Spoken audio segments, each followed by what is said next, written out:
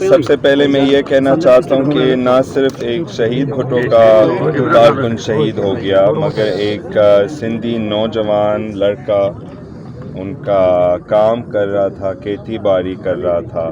اور وہ شہید ہو گیا۔ میں ان کا خاندان کو سرخ سلام کہتا ہوں، اور جتنے بھی لوگ شہید ہوئے انڈیا کی وجہ سے کشمیر میں، پنجاب میں اور سندھ میں ان سب کو سرخ سلام کہتا ہوں، اور میں ان سب کے ساتھ ہوں، میں یکجہتی کرتا ہوں ان سب کے ساتھ، بچے سے بزرگ تک، کیونکہ بچے بھی اس معاملے میں شہید ہوئے، نوجوان بھی شہید ہوئے۔ مختار لغاری کی عمر صرف 25 سال کا تھا اور ان کے 3 بچے بھی تھے، اور ہم بھی ایک شہید کے گھر سے آئے ہیں تو ہم سمجھ سکتے ہیں کہ اس میں کتنا دکھ ہوتا ہے، مگر شہید کبھی بھی نہیں مرتے ہیں۔ عربی میں شہید کا یہ مطلب ہے گواہ، دنیا کے ناانصافی کے گواہ، اور وہ اس دنیا کے ناانصافی کا گواہ رہے گا قیامت تک۔ آپ کیا سمجھتے ہیں یہ ڈرون جو بھجوائے جا رہے ہیں انڈیا کی جانب سے، اس پر اسرائیل کا جو ہے وہ ٹیگ لگا ہوا ہے، کیا اس میں اسرائیل کے ملوث ہونے کے کوئی ہے یا کوئی؟ یہ کوئی اتفاقاً بات نہیں ہے، یعنی کہ انڈیا ہمیں اسرائیلی ڈرونز بھیج رہے ہیں، کیونکہ ان کا ویسے دوستی ہے مودی اور نیتن یاہو کے، دونوں شیاطین کا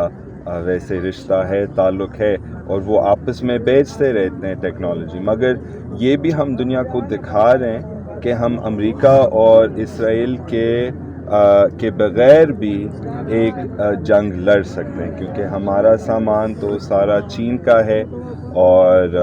ایشین والے ممالک کے چیزیں ہیں، اور ہم ہمارے اپنے ایشین ہتھیار کے ساتھ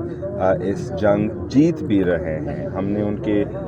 6 جنگی جہاز کو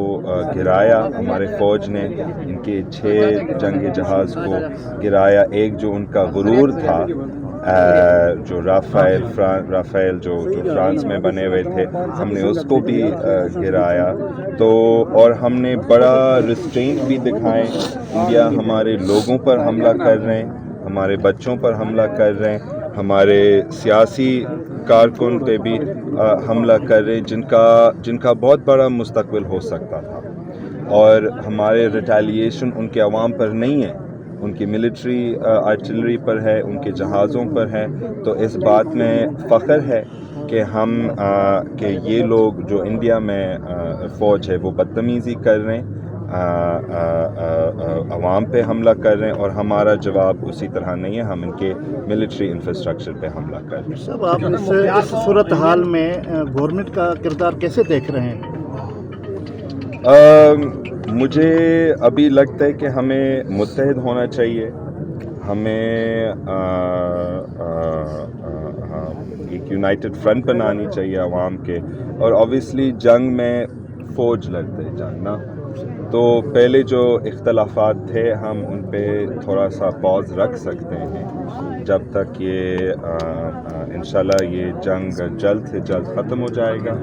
پھر انشاءاللہ تعالی ہم اپنے مسائل پر واپس آ سکتے ہیں۔ اچھا میر صاحب، اس وقت ملک جو ہے نازک صورتحال سے گزر رہا ہے، جنگ کا صورتحال ہے، تمام جو سیاسی پارٹیاں ہیں ان کو کیا میسج دینا چاہیں گے؟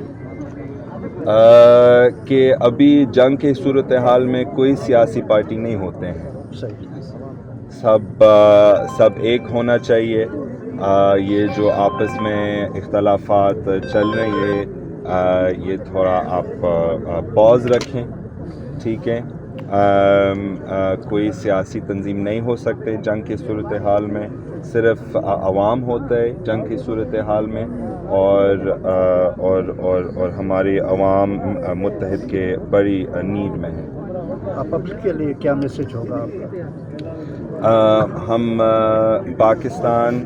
پاکستانی لوگ وہ لوگ ہیں جو کہ کبھی جھکتے نہیں، ہم وہ وطن ہیں جو حق پرست ہیں،